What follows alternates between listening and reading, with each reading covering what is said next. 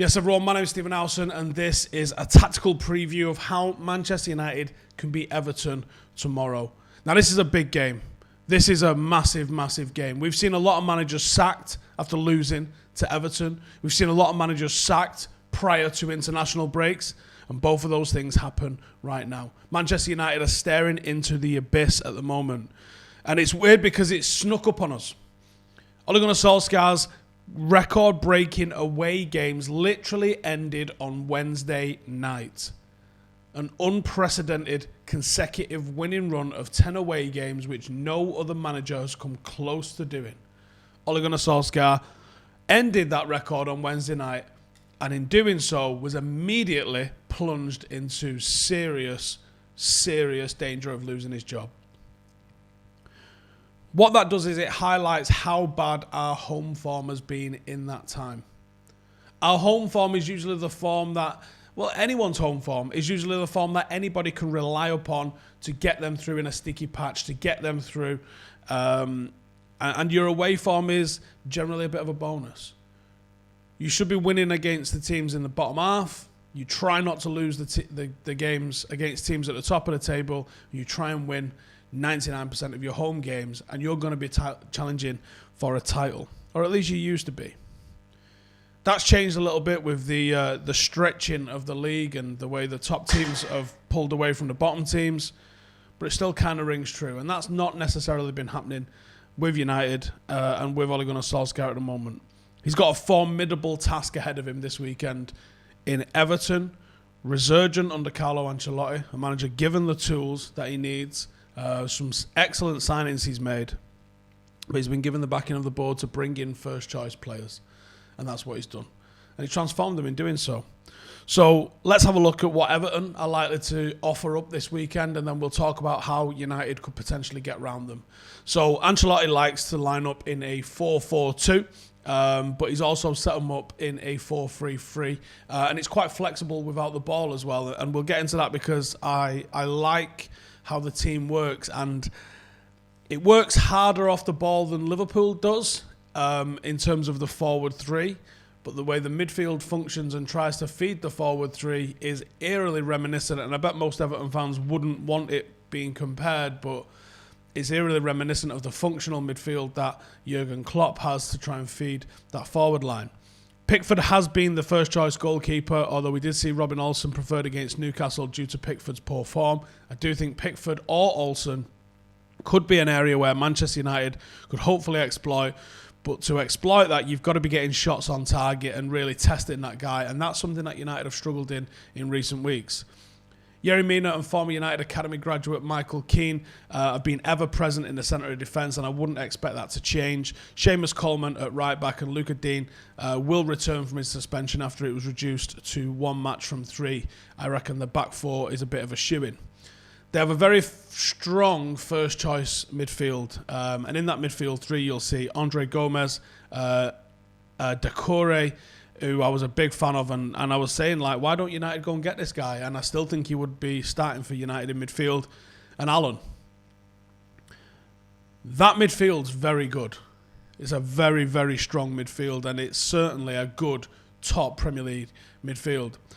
Alan has got the most tackles in the Premier League this season, and I think that's something that's very key. James Rodriguez has been a bit of a revelation since joining, and I would expect him to return from injury to start on the right wing. With Richarlison suspended, which is definitely a good thing for us, it's likely that it'll be Iwobi or Sigurdsson, and I think it'll be Iwobi on the left-hand side with Calvert-Lewin, the joint top scorer in the league this season with 8 up front. And I think it'll be the 4-3-3 that we come up against. Now, interestingly, the 4-3-3, the way it works with them, and the way I would expect them to set up with us, in possession, the midfielders move up a little bit higher, the wingers drop back and they play make and they create a little bit. They're not really if you compare the midfield and the setup to Liverpool, that forward 3 stays high. They try and occupy the central defenders. They're all in the box at all times. That isn't the case with Everton. They sort of come into a bit of a 4-1-4-1. Calvert-Lewin's obviously a totally different striker to anything that City or Liverpool have got. He's more of a target man. He's very physical. He plays like a lone striker. You'll see a lot of playmaking going on in the wide areas because, like I said, it's more of a 4-1-4-1. Fullbacks and wingers rotate. Central midfielders and wide midfielders occupy each other's space at times and rotate very well. From a coaching perspective, I'm very interested in the rotation of players. You'll see Doucouré popping out over and covering James Rodriguez while James Rodriguez comes inside. These rotations I like, and I find them fascinating, what the triggers are for these and how and when these things are enacted. When they've not got the ball or after they've tried to press, you'll see them fall into a 4-5-1.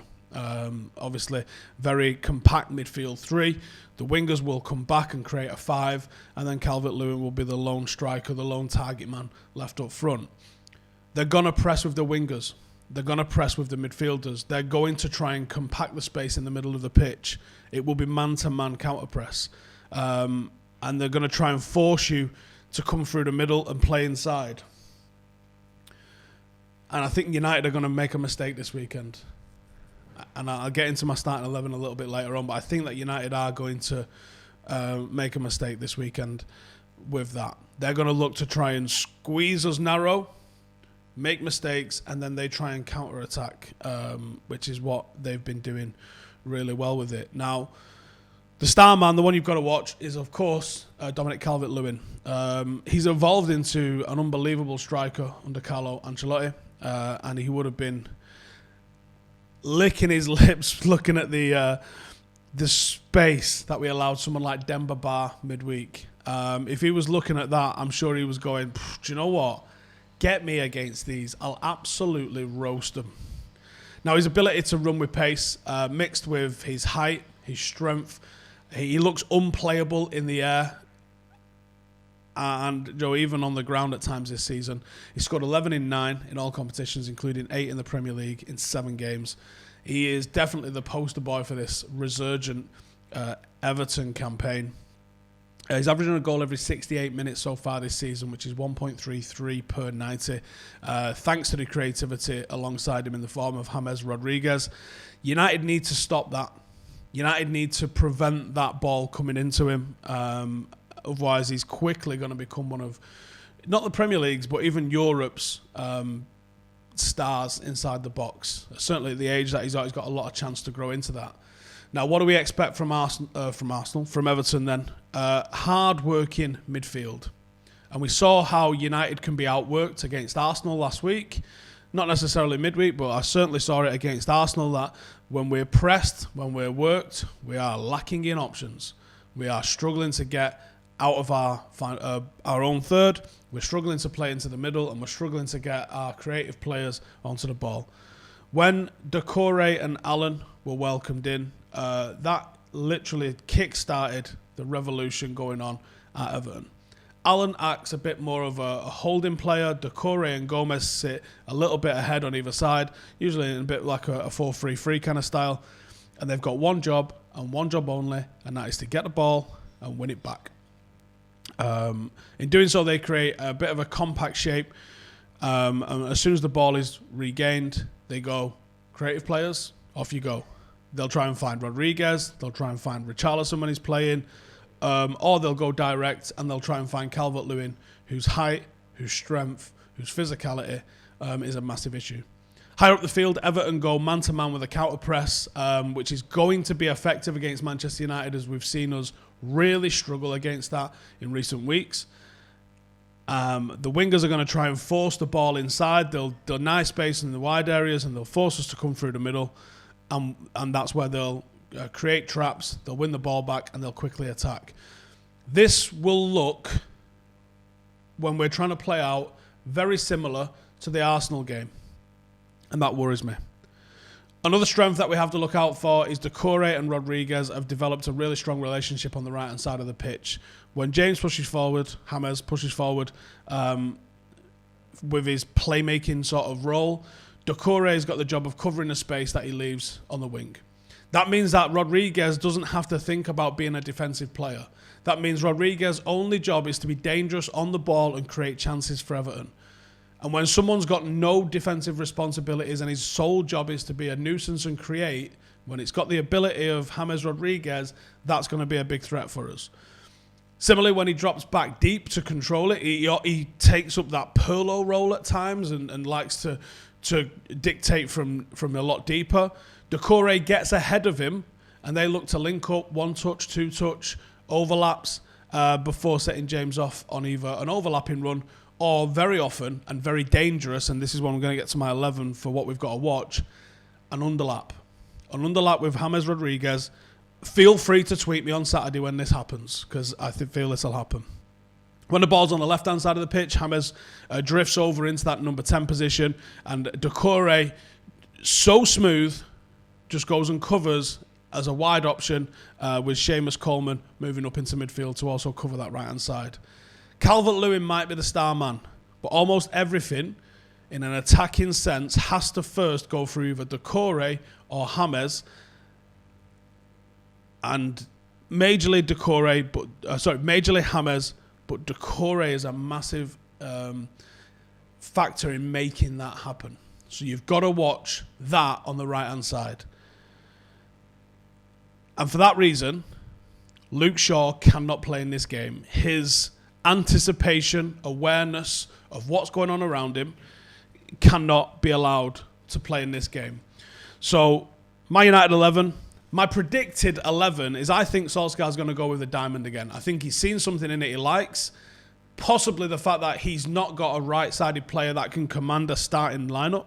But what he does have is he has 4 very good midfielders, and he probably doesn't want to drop one of those 4 midfielders.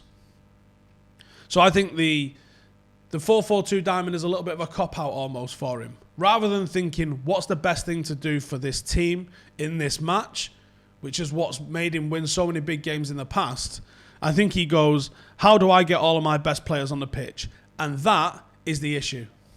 That's the issue. Rather than thinking about how to win the game, I think he thinks how to get all of his best players on the pitch. And anyone of a certain age who can remember England trying to force 3 and 4 midfielders into the same team, how do we get Beckham, Scholes, Lampard and Gerrard in the same team? You don't. You fuck 3 of them off, you play Carrick, you play Owen Hargreaves, and you actually go and try and win some games. That's what we needed to do. That's what United need to do. United need to make a big decision, probably get rid of someone like Pogba, probably get rid of McTominay in all honesty if you could, and find what's going to work. But I don't think they will. This is the team that I'm expecting to play. So Telles on the left, Wan-Bissaka on the right, Maguire, who will be key for aerial threat of Calvert-Lewin alongside Lindelof. Now, Lindelof and Telles is going to be a massively key thing because they're going to get given the runaround by James Rodriguez as he lines up on the right-hand side.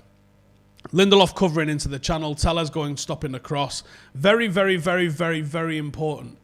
And also, the ability for Telles to get forward and try and isolate Seamus Coleman, because I think that is a weakness that you can exploit in this Everton side, is going to be massive. I think they play the midfield diamond with McTominay, Fred, Pogba and Bruno, leaving Martial and Rashford up front. It's a very easy to select 11, and that's what worries me about it. Because it's an easy to select 11, I think that Solskjaer bottles it and goes with it, and if he bottles it and goes with it, it's also easy for Carlo Ancelotti to predict what he's going to do. Personally, what I would do is I would go with the back 3. Now, the back 3 is not necessarily a defensive thing. I see people going, oh, why are you playing 3 defensive back? Why are you doing it? It can be more attacking depending on how you line it up. Certainly could be more attacking if you play a back 3 and you put Telles in there because it gives you an extra attacking outlet and it frees him up from the defensive responsibilities that he's going to have at fullback. When you're also playing a team that's likely to press from the front, as we saw against Arsenal, as I shown you in the analysis prior to the Arsenal game, if you've got that extra man, when you've got a team that's going to press you with 3 or 4 players across your back 4, having 5 players there, including someone like Fred, to be able to come and collect the ball means that somewhere in that third, you've got an overlap. You've always got a free man that you can get the ball to. United can't play out the back. We have to look at our strengths and weaknesses. We go to a back 3 or a back 5, whatever you want to call it. It gives us an extra man in there. It means that we can play out and we can move the ball up to Bruno, to Marcus, to Martial, and actually start attacking the team and make them worry about us. But because United are so easily pressed, because United are so shit at playing it out from the back, it's very easy to figure out, one, what we're going to do, and two, how to stop that. So I would go with a back three, and I would go with probably Fred for his work rate, and I could even potentially find an excuse to put Pogba in there. But I don't think he will. And I'd love to see Matic in there, or even Van der Beek in there. I just don't think he's going to do it. And I think he's going to go with a diamond again. And I think playing the diamond against this Everton team, unless